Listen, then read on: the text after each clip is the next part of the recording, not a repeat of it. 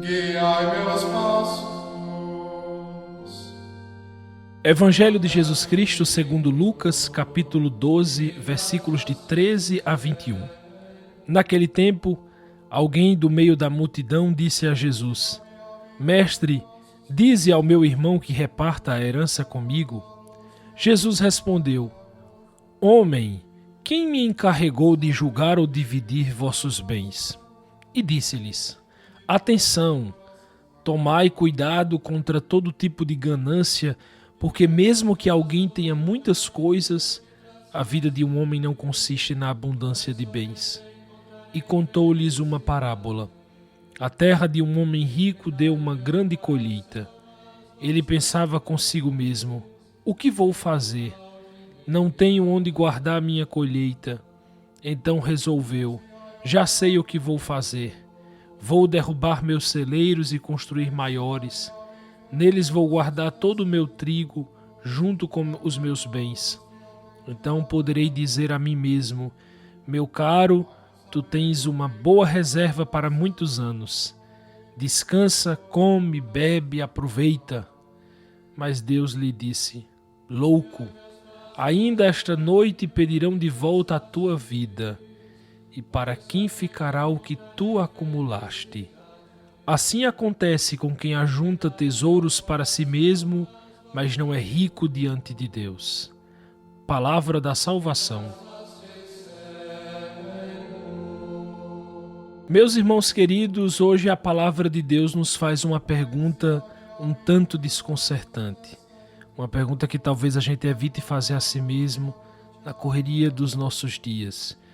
Eu acho esse evangelho, minha gente, tão atual, tão atual. É lindo demais.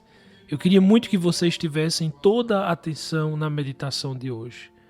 Porque o evangelho traz uma cena quase cômica. Jesus está ali pregando para uma multidão, falando das coisas do céu, e de repente um homem o interrompe. Vejam bem, ele não quer saber sobre o reino de Deus, sobre o perdão, sobre a vida eterna, não. Ele tem um problema muito mais terreno. Entendam, Jesus estava falando sobre coisas elevadíssimas, sobre o Espírito Santo, sobre o testemunho da fé, e de repente alguém o interrompe com uma questão puramente material. Reparem que o pedido do homem é direto. Mestre, dize ao meu irmão que reparta a herança comigo. Naquela cultura, minha gente, era muito comum que os rabinos fossem chamados para arbitrar disputas familiares com base exatamente na lei de Moisés. Aquele homem, então, vê Jesus não como o Salvador, mas como uma espécie de advogado, uma espécie de juiz de pequenas causas que pode resolver o seu problema financeiro. E quantas vezes também na nossa vida nós nos aproximamos de Deus com essa mesma mentalidade? Hoje está tão em voga a teologia da prosperidade. A gente pede soluções imediatas para nossos problemas materiais, mas a gente acaba esquecendo de perguntar o que Ele realmente quer de nós, o que realmente Deus quer de nós. Mas vejam só como Jesus responde. Ele não apenas se recusa a entrar nesse jogo, a ser juiz da disputa, mas ele aproveita para dar um ensinamento profundo. Jesus diz: cuidado, guardai-vos de toda ganância, porque a vida de um homem não consiste na abundância de bens. A palavra grega usada aqui, minha gente, é pleonexia, que significa literalmente ter mais. É o desejo insaciável de sempre querer mais. Entendam, não é simplesmente a ganância, não é. É literalmente o desejo de ter mais. É uma sede insaciável, uma doença da alma que nunca se satisfaz. É a lógica do sempre mais. Mais dinheiro, mais poder, mais prazer, mais segurança. É a doença do homem da parábola. E aqui entramos no coração da nossa meditação. A parábola que Jesus conta é de uma profundidade psicológica e espiritual impressionante. Vejam só o monólogo do homem rico. É um solilóquio, uma conversa dele com ele mesmo. Se vocês prestarem atenção, né, se vocês contarem até quantas vezes ele usa a primeira pessoa, o próprio Jesus diz, ele falou consigo mesmo. Que vou fazer? Meus celeiros, minha colheita, meu trigo, meus bens, direi a minha alma. É horrível. Ele vive num universo fechado em si mesmo. Deus não entra na equação. O próximo nem existe. A única relação que ele tem é com suas posses. Meu Deus, que desgraça, que tragédia. Isso nos faz pensar. O problema dele não era ser rico. Entendam, minha gente, aqui é importante dizer. Na Escritura, ser rico não é um mal em si. Não é. Não é. O problema é que poucos sabem lidar com a riqueza. Essa é a verdade. A nossa natureza humana, pouco sabe lidar com a riqueza. Vejam que esse homem não sabe lidar com a riqueza. Ele é fechado em si. Ele é egoísta. Ele não repara que a terra dele foi abençoada. Que houve uma colheita farta, um dom de Deus, um presente de Deus. E aqui a gente vê que o problema dele foi a resposta que ele deu a esse dom. Em vez de ele perguntar assim, minha gente, Senhor, o que queres que eu faça com tudo isso? Não, ele nem faz essa pergunta. Ele pergunta a si mesmo. Que vou fazer? Ele se torna o Deus da sua própria vida. Seus celeiros são o seu templo. E sua alma é a divindade a quem ele oferece o culto da segurança material. É aqui que está o ponto central. Aqui, minha gente, a idolatria desse homem. Ele construiu um ídolo para si, a autossuficiência. O que eu fico impressionado é que este homem rico fala consigo mesmo como se fosse senhor absoluto da sua vida. Ele planeja anos à frente, né? Ele diz, meu caro, tens agora muitos bens guardados para muitos anos. Descansa, come, bebe, diverte-te. Meu Deus, é a tara do homem pela segurança material. É a tara do homem por seguranças. A música tão bonita do Shalom. Se as seguranças me tiram de ti, deixa-me apenas o teu olhar. O homem de hoje é incapaz de fazer essa oração. De pedir que Deus tire dele as seguranças do homem, de si próprio, se essas seguranças tiram ele de Deus. Não. Deus é que se afaste de mim se as seguranças atrapalham. Não é? Porque eu não abro mão das minhas seguranças. É a desgraça desse homem do evangelho de hoje. O que eu fico impressionado é que esse homem realmente ele só se preocupa consigo mesmo. E é exatamente nesse ponto que o evangelho nos surpreende. Jesus intervém com uma palavra terrível. Ele diz louco. Em grego significa insensato. Sem mente, gente. A palavra é sem mente, sem razão. É irracional. É curioso porque do ponto de vista do mundo, este homem é o oposto de um louco. Ainda mais no mundo de hoje. Ele é um excelente planejador, é um investidor prudente. É um homem de visão, né? Ele está planejando a sua aposentadoria. Mas aos olhos de Deus, ele é irracional. Ele é louco. E por quê? Porque ele planejou tudo, menos o essencial. Ele calculou o espaço para o trigo, mas não calculou o espaço para o que não passa. Ele se preocupou com o seguro de seus bens, mas não com o seguro de sua alma. Ele esqueceu a única certeza da vida, a morte. A única certeza que não passa, a vida vai passar. Ainda esta noite, diz o Senhor, ainda esta noite pedirão de volta a tua vida. Que coisa, minha gente. Isso não é uma história antiga que não tem a ver com o mundo de hoje, com o nosso tempo, não é. A gente sabe que não é. Ela se repete todos os dias em nossas cidades. Essa história está em nossas vizinhanças, talvez até em nossa própria família. Quantas histórias tristes nós conhecemos? Quantas histórias tristes? Que famílias que se despedaçaram exatamente nesse ponto. Irmãos que cresceram juntos, que dividiram o pão, os sonhos, e que hoje não se falam mais. Que se olham com rancor nos corredores muitas vezes de um fórum. Pais e filhos que se tornaram estranhos, inimigos. Tudo por causa às vezes de um pedaço de terra, de uma casa, de um saldo bancário.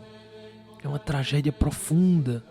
Ou seja, os bens materiais que são finitos acabam por aniquilar aquilo que deveria ser infinito. É aqui que o dinheiro se revela como um ídolo por excelência. Por isso a resposta de Jesus é tão desconcertante. Ele não diz, o seu irmão está certo, ou diz, você está certo. Não, ele se recusa a ser o juiz da partilha. Porque ele sabe que o problema não é a partilha. O problema é o coração. O problema é a pleonexia, essa doença que nos faz acreditar que a nossa felicidade, que a nossa segurança dependem do ter mais.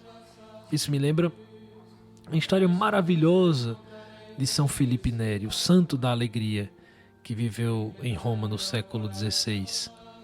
Um jovem estudante foi até ele, cheio de planos ambiciosos, e disse a Felipe Neri: Padre, eu vou terminar meus estudos de direito, vou me tornar um grande advogado, vou ganhar muito dinheiro e fama. E Felipe Neri, com um sorriso sereno, pergunta a ele em italiano: e depois? E o jovem continua: depois vou entrar na política, talvez me tornar um homem importante no governo. Felipe Neri, sem muito entusiasmo, pergunta: e depois? Depois vou me aposentar, comprar uma bela vila no campo, ou viver uma vida de conforto e tranquilidade. E Felipe Neri olha ele nos olhos e pergunta uma última vez: e depois? E aí o jovem cai em silêncio, porque ele nunca tinha pensado no depois final. E vejam, meus irmãos, a pergunta de São Felipe é a mesma pergunta de Deus ao homem rico, a mesma pergunta. É a pergunta que o Evangelho nos faz hoje. E depois de todos os nossos planos, de todas as nossas conquistas, de todos os nossos celeiros, o que nos restará? O que o Senhor está aqui nos dizendo é que uma vida voltada apenas para o acúmulo é uma vida irracional, é uma vida de louco, porque ignora o seu fim último e seu doador. Então, o que isso significa para nós? Significa que devemos vender tudo e viver na miséria? Não, de jeito nenhum. Não é isso que o Evangelho diz. O Evangelho não é uma condenação da posse, não é isso. Mas é uma condenação do apego, da idolatria. O Evangelho de hoje é um convite a mudar a nossa relação com os bens que temos. A pergunta final de Jesus é a chave. Assim acontece com quem ajunta tesouros para si, mas não é rico diante de Deus. Ser rico diante de Deus. Que expressão maravilhosa, minha gente. É o oposto da pleonexia. É a riqueza que não se mede em contas bancárias. É a riqueza da generosidade, da partilha, da gratidão, da misericórdia, da doação de si mesmo. É o tesouro que os ladrões não roubam e a traça não corrói. A gente deve, diante desse Evangelho, se perguntar de verdade: como posso ser mais rico diante de Deus? Como posso? E aqui eu trago alguns exemplos. Por exemplo, o nosso tempo. O seu tempo, você que me escuta, ele está guardado só para você mesmo, para o seu descanso, para o seu prazer? Ou você sabe partilhá-lo com quem precisa de uma visita, de uma palavra, de um ouvido? O tempo é hoje um ativo tão importante, tão caro, e que muitas vezes nós não queremos partilhá-lo. Por exemplo, os seus talentos, os seus dons. Você apenas utiliza para si próprio, para o seu próprio sucesso? Ou você coloca também a serviço da comunidade, da igreja, dos mais pobres, daqueles que mais precisam, da sua família, daqueles que você ama, mas também daqueles que não são necessariamente próximos a você?